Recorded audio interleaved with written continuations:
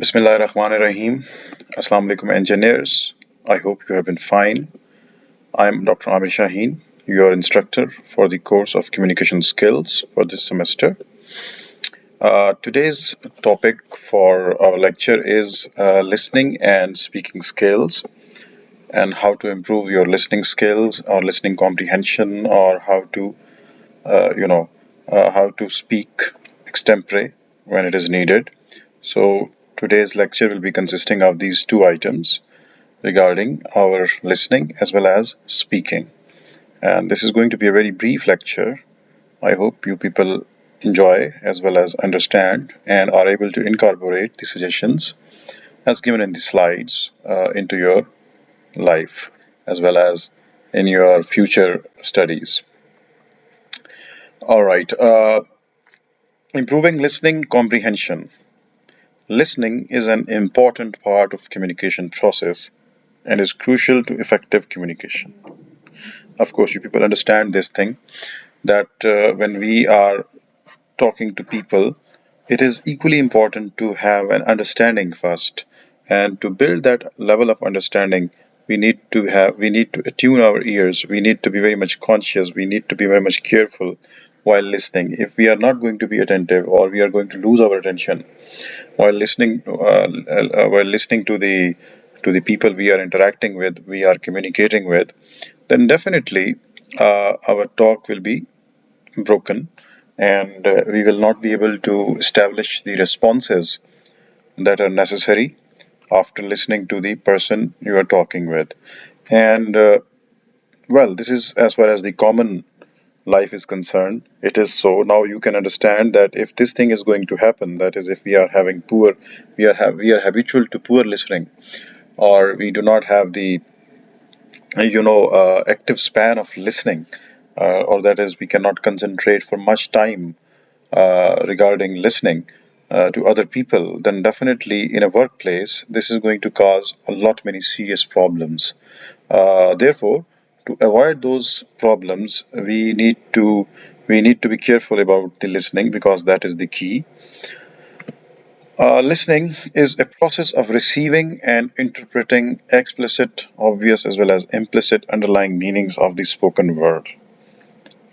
When you are when we are listening to people, it means that we are entering into a process of receiving the message, and we are entering into that process of not only receiving the message, but also at the same time interpreting it in both its underlying meanings as well as its surface meanings.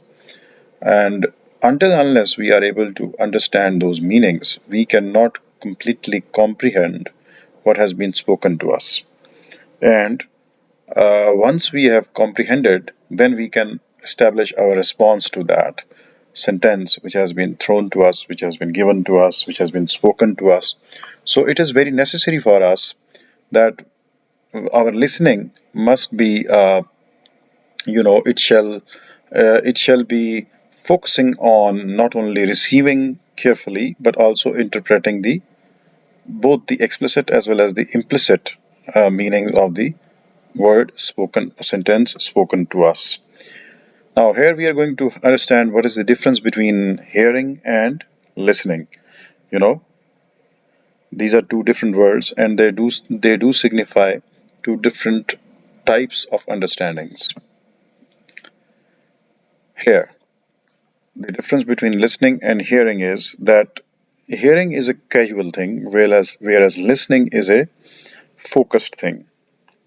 Our listening is voluntary. That is, we want to listen. When we are listening, it means that we want to listen to the other person so that we are able to understand his message, her message, and then we are able to respond to that. Whereas hearing is involuntary. We are passing by and we have different sounds and voices coming to us, and we are hearing them, but and we are not supposed to respond to them. So hearing is involuntary. That is, we are not into it. We do not put ourselves into it. Whereas listening, we have to be conscious. We have to put ourselves, our conscious mind into it, so that we are able to understand each and every part of the sentence or the talk that is given to us. Other thing is that listening requires conscious efforts. That is it, because it is voluntary. We want to do, we want to speak, so therefore it is voluntary, and moreover it is a conscious effort. If it is voluntary act, then it has to be conscious effort as well, because we have to be. Whereas hearing is not a conscious effort, it happens automatically. We are passing by, or we are staying somewhere, and people are speaking among themselves, or people are saying something, but we are overhearing them, or we are hearing them, but we are not putting our conscious mind, conscious effort into it, because we do not have to respond to it. So therefore, uh, it is listening is conscious effort, whereas hearing is automatic. It happens automatically. Listening is an active process, because we have to keep listening to the other person, and we have, because we have to respond, therefore we have to keep listening to the other person actively, because at any time we have to answer that person. Whereas in hearing, it is a passive sort of a thing. We do not need to respond to it, therefore we do not actively participate in hearing. Listeners play a very active role. Like, if two people are speaking, they have to listen to each other, so that they are able to talk talk to one another, and they are able to answer one another. And listener plays a passive part, while one is hearing. So most of the times it is a two-way interactive process, engaging speaker and listener, whereas listening is concerned. And in hearing, it is a one-way process, because you are hearing the sounds, but you are not referring to them, you are not responding to them, you are not answering them, therefore they are not necessary for you. But you cannot stop any sound coming to your ears. That is, you are not having earbuds all the time. So at a workplace, because the speech acts are the speeches are between the workers, or between the employees, or between the boss and the subordinate, whatever might be the level of communication, upward or downward, horizontal or vertical, uh, whatever might be the level of communication, the thing that is important is listening actively. It is not that you are not hearing there. You are at your workplace. You have to be actively listening all the time. Characteristics of listening: personality, intelligence, scholastic achievement.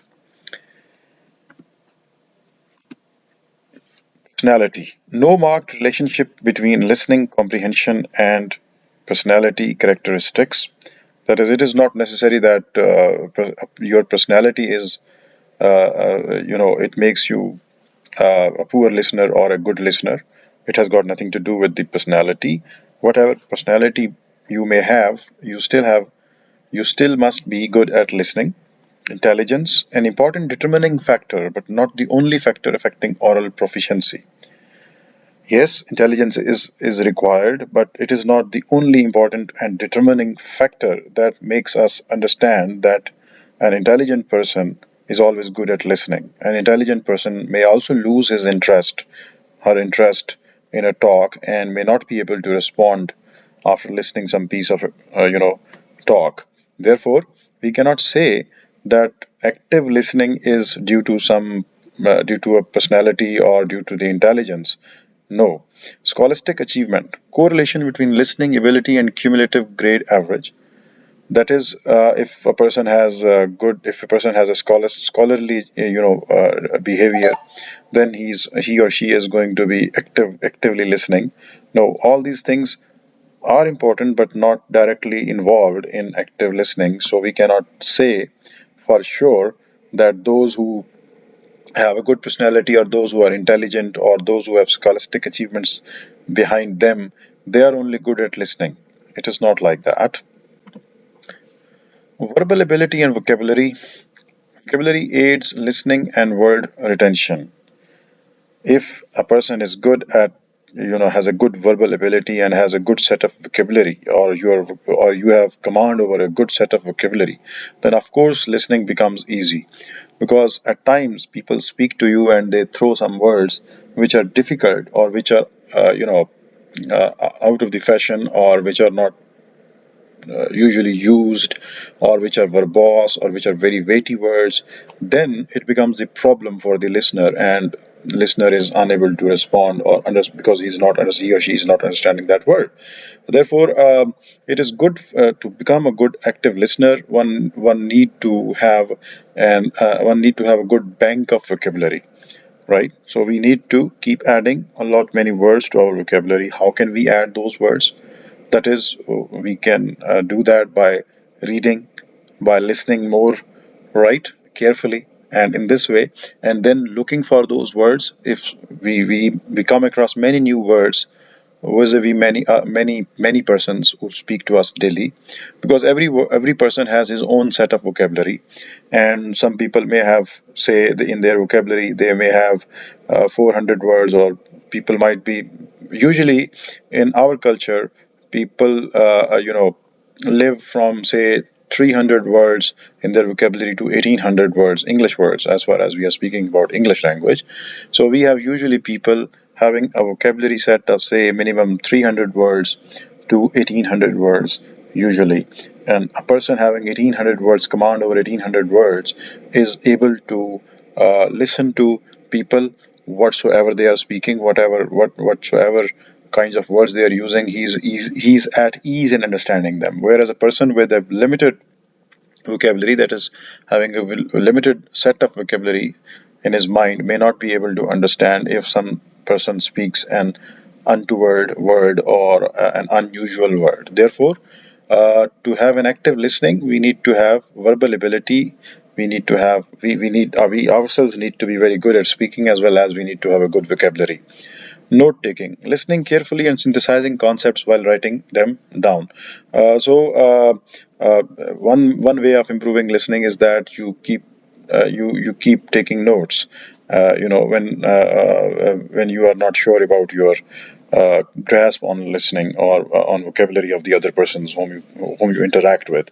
And the motivation, interest, emotional appeal, attitude and mindset, anticipatory mindset, that is, of course, until and unless we are not motivated enough to listen to the other person who is speaking to us, how can we understand, and how can we interpret his sentences, or we can respond to them even.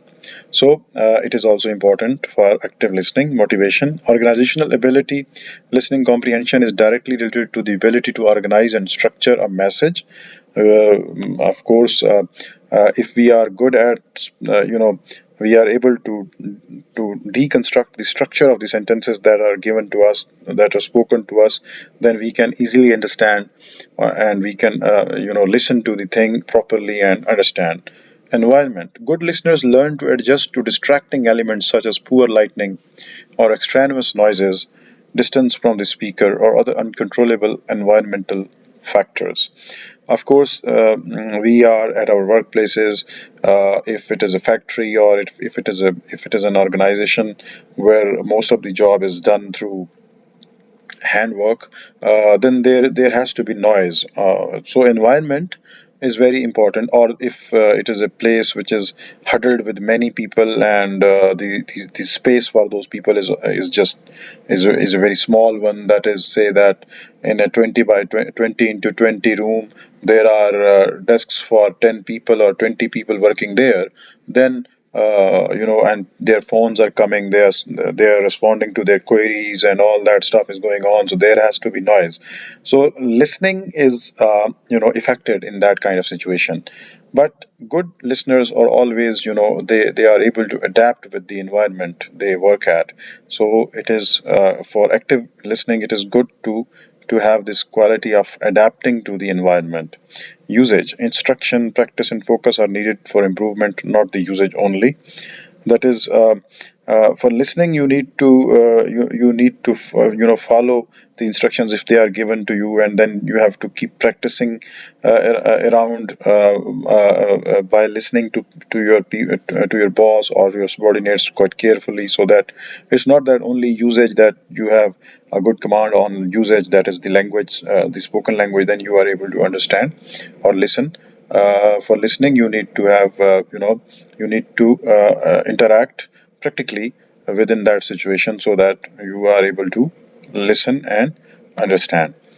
General barriers to listening are that one is faking attention, that one is showing that one is attending, but he's not paying any attention, listening only for facts. And it also is a problem when sometimes we are listening to our we're listening, but we are not listening at the same time because we are not careful about listening to those facts which are not needed, which are not required, and we are only trying to gather the facts that are needed, but in this process one can miss. So this causes a barrier. Avoiding difficult listening, and altogether avoiding that kind of listening experience where you know that the other person is a difficult person to understand, so you do not try to listen to that person, or you do not try to interact with that person. This is also a problem. Dismissing the topic as uninteresting, or usually you are nonchalant about the talks of the others, and you find their topics uninteresting, therefore you are not listening to them. And but at a workplace you cannot afford to not be listening, right? You have to listen. Criticizing physical appearance on delivery, yielding easily to distractions, these are the factors, general barriers that affect our listening in workplace. Perceptual barriers are those are frame of reference, expectations, attitudes and beliefs, relationship with the speaker, non-verbal cues, influential words. All these things are they create the perceptual barriers to listening. That is, if we are not able to understand the frame of reference, that the talk is in which reference, in which frame that talk is being done, or what are the expectations of the speaker to you, or the attitudes and the beliefs of the speaker, or the relationship of the speaker with you, or the non-verbal cues, that how he's acting, how his hand movement, or facial expressions, or how what kind of words those are influential, motivating, or they are flat words. All these things are also barriers while having active listening. Here there's a passage. I'm going to read it out for you. It's a big one. You will have to be patient for that. "Excuse me, Janet, are you listening to me?" Janet Weir's boss asked her. "Yes, of course, Mr. Jones," Janet replied. Janet's boss never knew if she was concentrating on what he said or if she was a million miles away, because Janet had an unfortunate habit of focusing in space when listening intently. She found staring at the speaker distracting. However, a large part of listening, especially in one-on-one sitting situations, requires signaling to the speaker that you are paying attention and understanding. Janet decided to improve her listening style consciously. She had a great opportunity that weekend because she went to a party where there were a lot of people she didn't know. She met new people, and when listening, she nodded and made eye contact and affirmative noises such as "oh ho." She realized she should not overdo the nodding and oh-hoing, because she remembered a doctor she had seen once who was such an aggressive listener that he gave the impression of either already knowing what she was going to say or being bored. At the party, Janet also asked many questions of her new acquaintances as she would get more practice listening. As a result, they did most of the talking and she learned a great deal about them. The next day, her friend told her several people commented on how interesting she was. This was an unexpected benefit of being a good listener. So this passage tells us that how we can have good listening, and through that example, you can understand. Active listening concept. Listening for total meaning, content, and attitude or feeling underlying this content make up the total meaning of the message. So we need to, when we are listening, we need to go for the total meaning which is underlying in that sentence. Responding to feelings.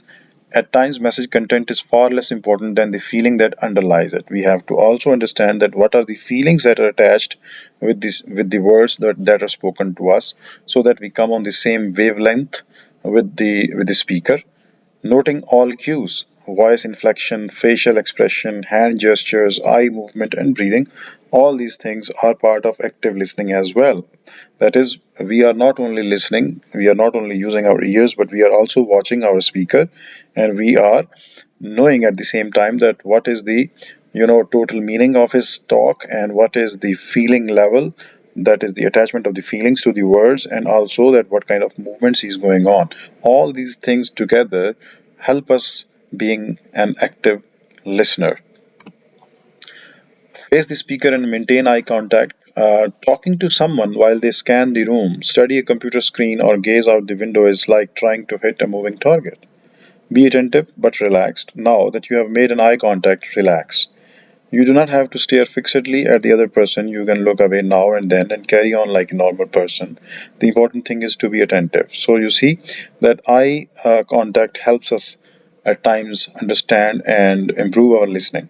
Listen for conversational signals, taking turns at the appropriate movement. Now, being conscious, being actively participant in a talk, you know that where you have to put yourself in, or where you have to let the speakers get in. So it is a give and take sort of when we are speaking at a working place. It is not that you are supposed to speak by yourself or you are not going to listen to the other person. It is a give and take. It is a mutual process of speaking where you have to speak as well as listen. So one has to wait for one's turn to actively participate into the communication, and one part of that is actively listening. So do not be a sentence grabber also. Your partner may not slow his mental pace enough to listen effectively. So he may try to speed up yours by interrupting and finishing your sentences. This usually land him way off base because he's following his own train of thought and doesn't learn where many thoughts are headed. And we do not have to, in many of the situations it happens that if a person is slow speaker, then the other person is picking up the sentences and he's trying to complete his sentences. This also creates a problem in the communication. Therefore, we have to actively listen and keep participating in the discussion. Use attention signals, receptive expressions and utterances such as "oh yes, yes, fine, fine, of course, no problem," and really, these are the words that we can keep using while interacting, while communicating, while having communication, so that the other person doesn't lose the interest, or he doesn't feel that we are not giving the attention to him, so etc. So just formal grunts such as aham or anum, these are the various sounds. Yes, fine, no problem, of course, really. These are the sounds that you can utter while speaking and while listening, to the other person, that you are that to show that you are listening and you are completely understanding. Conclusion: communication is not complete without effective listening. Active listening involves active listening involves listening for total meaning. A good listener gives attention signals instead of merely focusing in space. So, to conclude our session, this brief session regarding our active listening, skill, we must understand that effective listening is means that we have to understand the communication in its complete sense, and that to get the total meaning of that talk, and also that we have to keep giving the attention signals to the speaker, that we are listening to him carefully and we are focusing on his talk and we are completely understanding it. It is very important for us. Here it ends, and now the second part of our today's lecture is extempore speech. Now, extempore speech is the word extempore means that you have to speak at once. You have to speak off guard, and you have to speak in a situation where you are asked a question, or you are asked to speak at large. So this is a very difficult sort of situation, and it takes a lot of acumen. It takes a lot of intelligence to respond in that kind of situation. But having covered the first part, that we have understood that how it is important for us to be actively listening to the speakers. Now this part is about speaking, that when we are asked to respond, and how we have to speak at that time.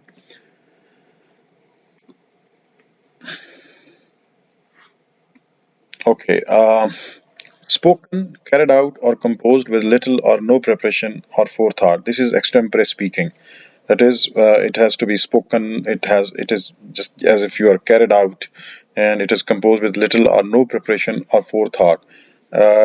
This usually happens when you are at a meeting and you are asked to present, or you are asked to express your views regarding something, or this type of extempore speech making is also practiced among the students when at university or college level in debates, right? When they are given the topic. But in a workplace, communication environment, it often occurs to us that we find ourselves into a situation where our boss or our colleagues ask us to respond to a particular topic or a particular issue at the workplace, and at that time we have to respond within no time, and that is the time when our speaking skills actually are tested, which is very important. Definition: an extempore speech is an impromptu speech which the candidate is required to make on a topic given there and then. This can be sort of situation when you are presenting yourself for an interview, and there they can ask you, they can give you a topic and ask you to speak about it, and you have not prepared for that topic, and all of a sudden you have to respond to it. So it is extempore. It is an extempore situation. Extempore speech is an impromptu speech which the candidate is required to make. An extempore presentation tests the candidates on the following. It tests the ability to think on his her feet, that is at the spur of the moment. Can you think properly and fastly? Analysis of the topic and identification of the issue to be addressed. At the same time, you do not have to think about the topic, but you have to analyze that topic in detail and identify that what are the things that you can address in that topic. So you see, it is a very quick process.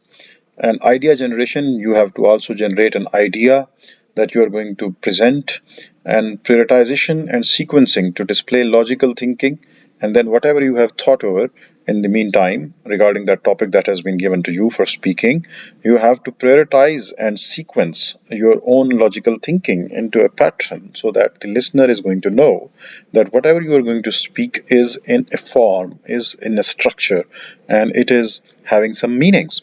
So ability to connect with the panel, and also at the same time you do not have to hurriedly think about the topic, and you do not have to just grab the ideas and then prioritize and sequence them. You have to connect with the people, those who are asking you about that topic.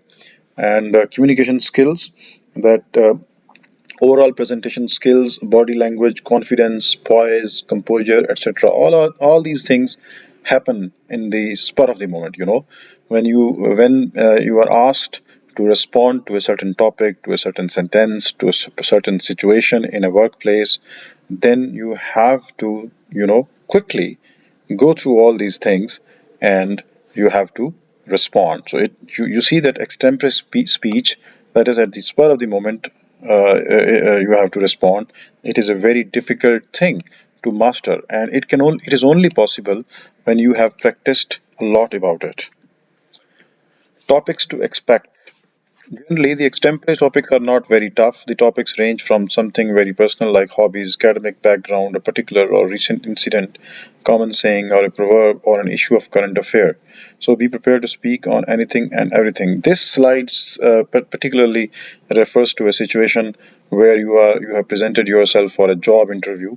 That in that situation you are asked to speak extempore. You are given some certain things to respond to which you are not prepared for, and then you have to respond to them. So it is actually this side of situation when you are presenting yourself for an interview to get a job, is these kinds of this kind of action is based on actually getting the real you, and knowing the real potential, that how you tackle any situation quickly. How to go about it when you get the topic. Now, if you are in a situation that you have been given a topic, as we have already talked some certain steps, now we are going to have this approached from another angle, that how you will go about it. When you get the topic, do not rush to start, even if you feel that you are well versed with the topic. If you are sitting in a place where face to face, and you have to establish the answers, then you do not have to jump to the conclusions after listening to the topic. You just have to get the topic inside you, let the topic get inside you, and then you have to feel that topic, and you are to think about it, and then take some time to gather your thoughts according to points, and then start with the first point and carry on with the flow. Prioritize your points and say accordingly to finish your speech within allotted time. Even if you do not have sufficient ideas about the topic given to you, or cannot gather many points in the initial few seconds while speaking, try to think about other related points. This slide is pretty much this slide that I have already shown you. So these are pretty much the same things, and the first slide, this one that I'm showing you right now, this refer to your going through that phase of thinking and articulating your ideas and then putting them very fastly. Whereas in a situation whereas in a situation of an interview, you have to you do not have to let yourself lose by saying whatever comes to you. No, it also gives, this slide works upon the earliest slide, and gives you a cue that how you can go about the topic that is given to you. Make sure you follow a particular structure of introduction, main body, and conclusion. Otherwise, it will just be a haphazard collection of words. That is what we talked about previously, that we have to sequence, we have to prioritize, and we have to give a sequence to our thoughts. Handle mental blocks smartly.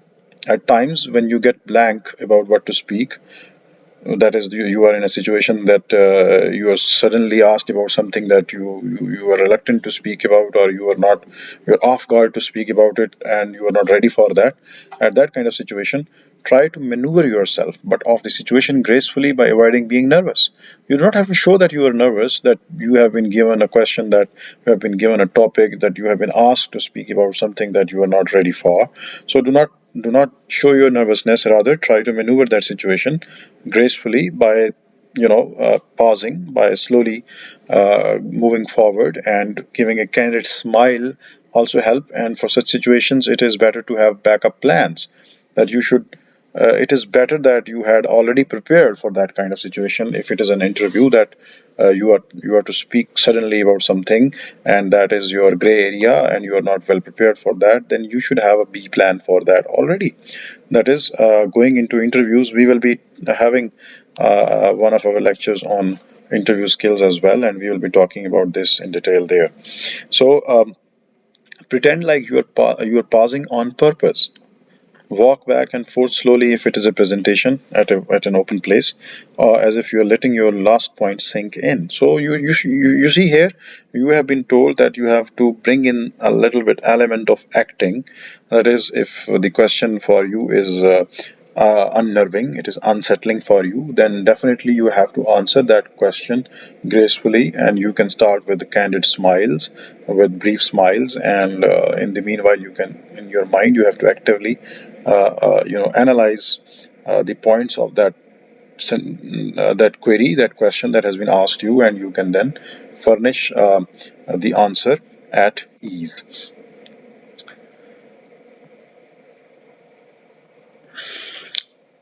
Control on speech. Do not get emotional about the respective topic. Avoid getting too personal on sensitive matters. Do not even deviate from the topic and talk irrelevant. So, in a nutshell, that is, whatever you are going to speak, you do not have to be emotive. You do not have to express your emotions. You have to remain neutral. Keep it short and sweet. Impromptu speeches are not expected to be long, epic narratives. In fact, the more concise you get, the better.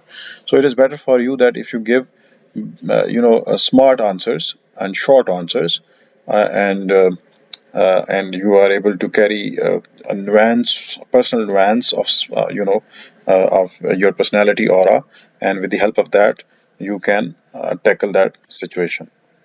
speech structure. What kind of a speech structure do we need to have when we are speaking extempore, or we have been given a situation that we have to respond to? Here we have three parts into it: opening, body, and conclusion.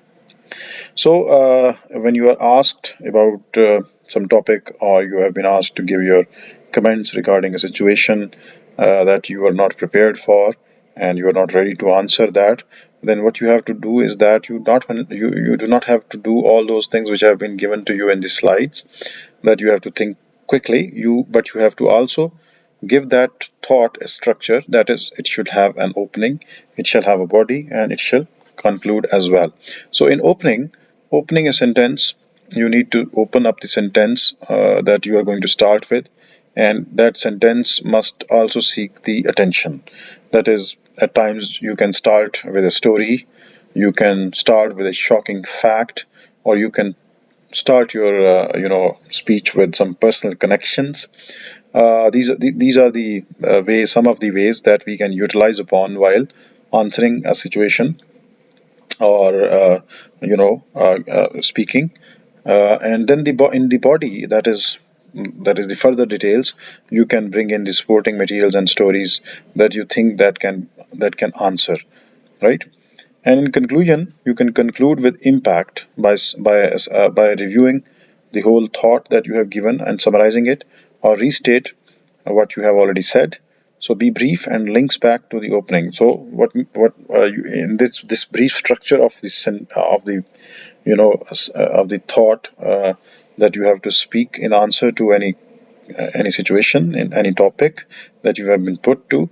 What you need to do is that you can open up a sentence with stories or shocking facts or personal connections, and then you can provide some more details into it, and then you can conclude it with while going back to the opening sentence, and that is how it works. So, opening an extempore speech, if it is a speech you are asked to make, then the questioning opening, to be or not to be. Now, that's a good question. You can start with either way, that is by questioning style, or you can have a factual opening that you can play with pretty straight telling in advance that what you are going to talk, what you're going to cover in the coming sentences. Or you can also bring in a surprising opening, that is, it has to be shocking, like we have said. And this is the further understanding of the opening, that you can start with any one of these situations, that either you can put a question, and you can start either way, that if it happens this way, then it will happen that way. Or you can give a factual opening, that okay, I'm going to speak about this thing, and I'm going to speak from that perspective.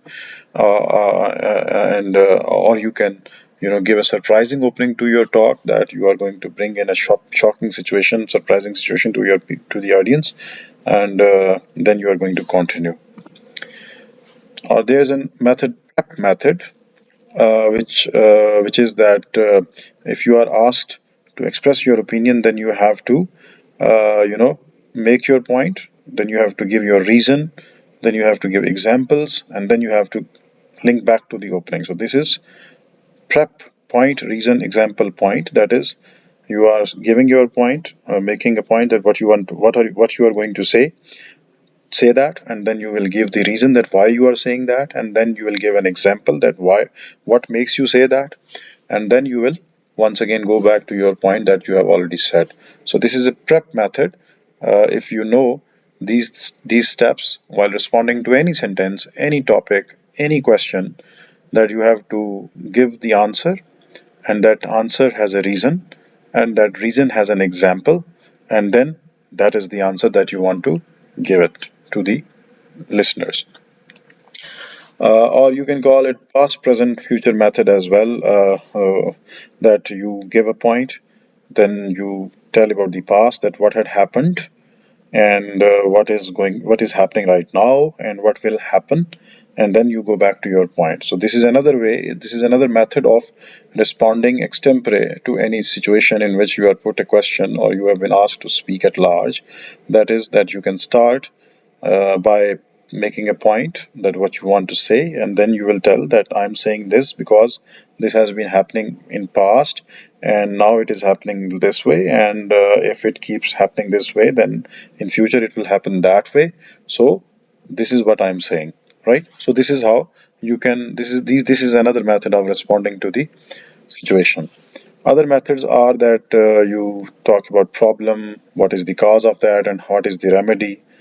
This is also a way that whenever you are asked to say something, you have to talk about the problem, then you will talk about the causes of that problem, and then you will say, then you will talk about the remedies of those that problem. Or you can use another method of speaking in an extemporic situation, that you will talk about what happened before, what is happening now, and what will be the results of that thing.